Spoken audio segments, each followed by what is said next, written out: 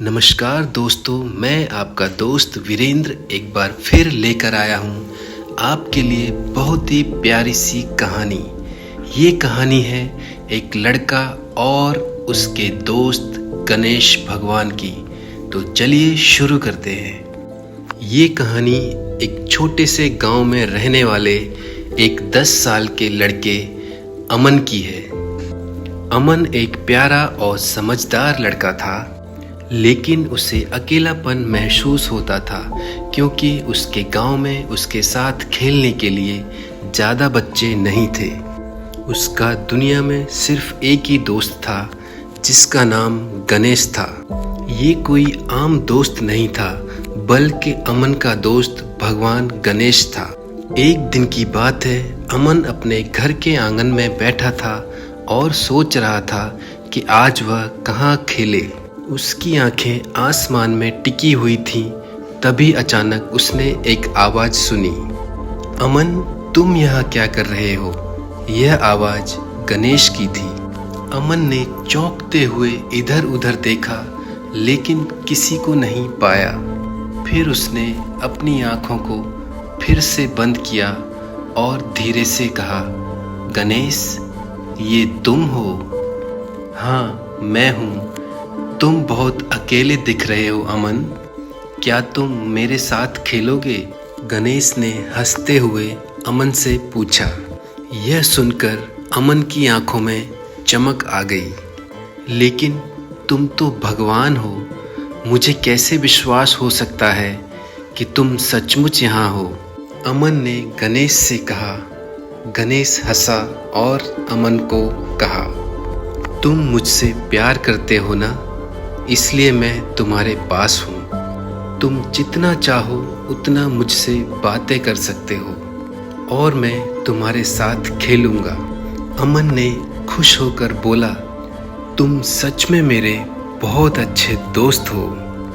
फिर अमन ने गणेश से पूछा, तो फिर हम क्या करें? चलो खेलने जाएं क्या? गणेश ने मुस्कुराकर बोला, हम तो खेल सकते हैं, लेकिन एक खेल जो तुम्हारी सोच से बहुत परे हो। तुम मुझे अपनी दुनिया में ले जाओ, मैं तुम्हारी मदद करूँगा।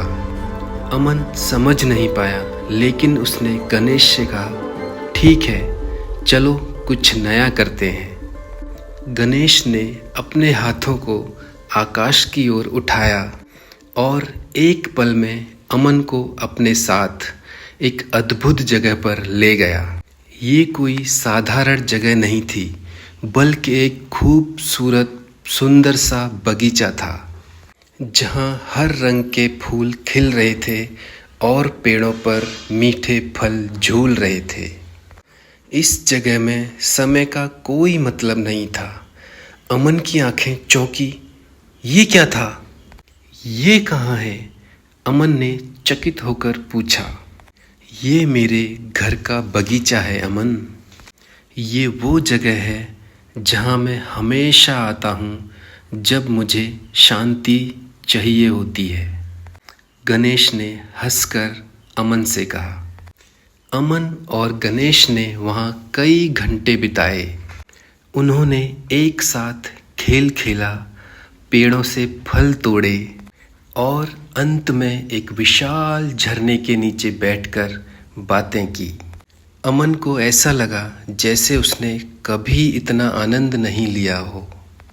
तभी गणेश ने अमन से कहा, तुम्हारा दिल बहुत अच्छा है अमन, लेकिन याद रखना, जीवन में अच्छे काम करना ही सबसे बड़ा खेल है। अमन ने समझते हुए कहा, मैं हमेशा अच्छा ही करूँगा गणेश, आप मेरे लिए खास हो। गणेश ने उसे आशीर्वाद दिया और कहा, तुम्हारी अच्छाई और सरलता ही तुम्हारा सबसे बड़ा खजाना है, हमेशा इसे संजो कर रखना। अमन अपने घर लौट आया, लेकिन उस दिन से उसकी दुनिया ही बदल गई। अब उसे कभी अकेलापन महसूस नहीं होता। जब भी वह अकेला होता, वो गणेश से बातें करता और उसे अपने दिल की बातें बताता। दोस्तों, आज की कहानी यहीं तक थी। अगर आपको ये कहानी अच्छी लगी तो इसे लाइक करें और मेरे चैनल को सब्सक्राइब करें। आपसे जल्दी ही मुलाकात होगी एक और नई कहानी के साथ। तब तक के लिए नमस्कार।